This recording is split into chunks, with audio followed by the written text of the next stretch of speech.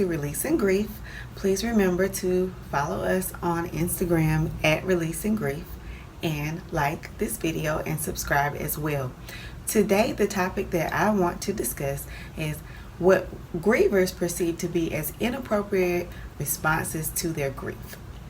This means that you are grieving and you're going through a challenging time in your life, and you have loved ones around you, which may be friends, family members, co-workers, who you feel have had an inappropriate response, or you may consider a response that was offensive to you in regards to your grief. And how do you deal with that? This is one of the top things that I've heard about when people mention things that piled on top of their grief. Okay, so you're already grieving, and then you have something else that happens that just adds to the distress, and it makes the grieving process very hard. So what do? Well, again, as I keep saying in the videos, you have to prioritize your self-care. You have to put yourself first. You have to think about, what is going to be best for me in continuing on my journey to feel better, and continue on my journey to process what is going on in my life, continue on my journey to try to remember my loved one in a healthy way, and try to get back as close as possible to feeling good about myself as I can. So you cannot allow these things to interrupt. So people say, well, what do I do?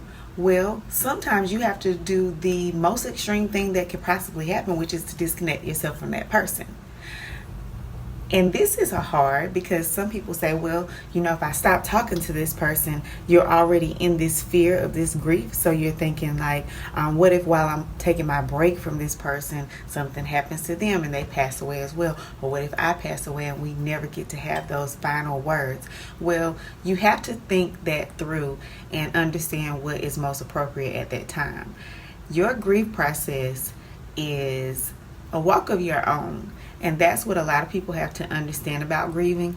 You initially feel that, you have all these people who are around you and they're responding to what's happening and they're trying to talk to you and hug you and comfort you. But your actual grieving process is individual. And it's not something that everyone needs to experience every single piece of it with you, especially if they are a hindrance to this process.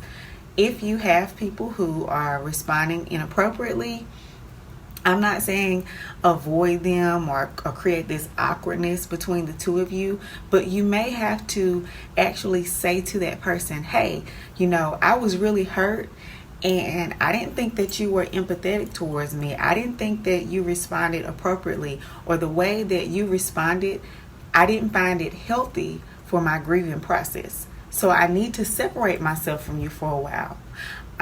This could even end up in permanently disconnected from a person. And you have to be mindful of whether or not you're ready for that. Don't make a rash decision because you're grieving right now, so you're dealing with other emotions. And later on, you may go back and think, hey, well, we probably could have handled this differently. And if that happens, don't be afraid to sit back down with that person and tell them, hey, I was going through something. I hope that you care about me enough and love me enough to pick back up with me and let's move on. However, this is not a time where you make excuses for people and say, well, they really don't know what to do or what to say. There are lots of gestures of thoughtfulness that can be done when someone is grieving. You can send them a card. You can send them a simple text message. You could stop by. You can bring lunch. There's a lot of things that you can do depending on what your beliefs and traditions are even, that could show an act of kindness to someone that's grieving. So we are not going to make excuses for anyone. We're not going to allow anyone to make us feel worse than we already feel. We are going to be a bit selfish, and we are going to grieve in the best way possible.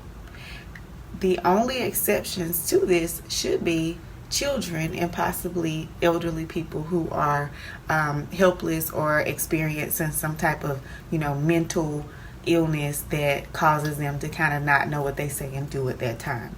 But people who are aware and knowledgeable enough to at least go out and seek a way to demonstrate their empathy and their feelings and their concern for you, we're not going to make an excuse for them. We are going to look at what they're doing. We're going to see their actions, and we're going to say, hey, that is causing me to feel more than I already feel right now.